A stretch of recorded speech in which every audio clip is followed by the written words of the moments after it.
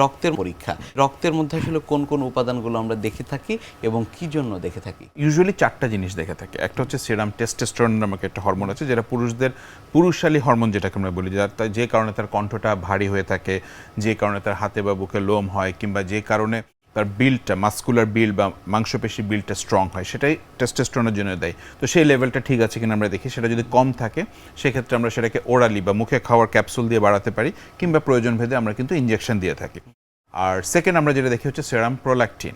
Prolactin হরমোনের লেভেলটা কিন্তু পুরুষের নর্মাল লেভেলের চেয়ে কম থাকলে ভালো। যে ইউনিটি দেখি না কেন সেটা তার বেশি থাকে, সেক্ষেত্রে অ্যান্টি প্রোল্যাকটিন যে ওষুধগুলো আছে সেটা কিন্তু বেশি থাকলে পুরুষের মধ্যে মেয়ালি ভাবগুলো বেশি তৈরি হবে। দেখা যায় তার কণ্ঠস্বরটা চিকন, কিংবা তার স্থূলতা বেশি, কিংবা তার দেখা যাচ্ছে যে দাড়ি হচ্ছে না ঠিক মতো, বা হাতে বা বুকে লোম হচ্ছে না, এগুলো দেখা যায়। এছাড়াও প্রয়োজন ভেদে আমরা thyroid stimulating hormone, thyroid function যেটা আছে সেটা দেখে থাকি। আর অনেক ক্ষেত্রে আমরা যদি ফ্যামিলি হিস্ট্রি থাকে, তার 3 মাসের যে রক্তের সুগারের পরিমাণটা বা হেমোগ্লোবিন A1C সেটা আমরা দেখে থাকি। তো বেসিক এই কয়টা পরীক্ষা করি।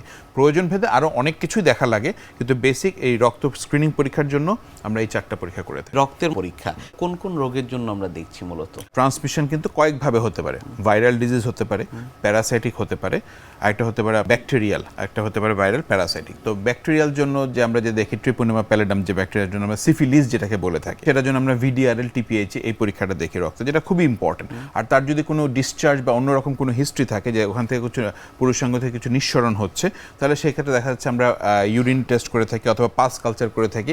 সেক্ষেত্রে যদি আমরা গনোরিয়া সাসপেক্ট করি যে তার আগে একটা হিস্ট্রি আছে এক্সপোজারে, সেই ক্ষেত্রে আমরা এই টেস্টটা করে থাকি। এছাড়াও ব্লাডে আমরা দেখে থাকি অ্যান্টি HCV, যে তার হেপাটাইটিস C রয়েছে কিনা, কিংবা HBS যে তার হেপাটাইটিস B এর লক্ষণ বা হেপাটাইটিস B তে রক্তে রয়েছে কিনা। তো আমি এভাবে কাউন্সিলিং করি। অনেকে কিন্তু অনেক সময় যদি আমি ডিরেক্ট পরীক্ষাটা দিয়ে দিই, তাহলে কিন্তু অফেন্ডেড ফিল করতে পারে।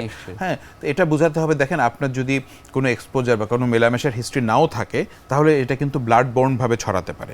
যেমন রক্ত থেকে ছড়াতে পারে। আপনি হয়তো কোনো জায়গায় সেলুনে চুল কাটতে গেলেন, সেখানে খুরের আঘাতে আপনার এখানে হতে পারে যদি সেই খুরটা ইনফেক্টেড থাকে, কিংবা আপনি কখনো রক্ত নিলেন, সেই রক্ত না কোনো কারণে ট্রান্সমিটেড থাকে আপনার হেপাটাইটিস B বা C এই ধরনের, তখন এটা ধরা পড়বে। এটা তো অফেন্ড হওয়ার কিছু নেই। এটা যদি আমরা আগে থেকে স্টেপস নেই, তাহলে আপনার পার্টনারের জন্য জিনিসটা সেফ, এবং ভবিষ্যতে কিন্তু আপনার সন্তানের মধ্যে যে ট্রান্সমিশনটা হওয়ার সম্ভাবনা থাকে সেটাও কিন্তু কমে যাবে, যদি আমরা আগে থেকে জিনিসগুলোকে স্ক্রিনিং করি বা জিনিসগুলো সম্পর্কে সচেতন হই। আর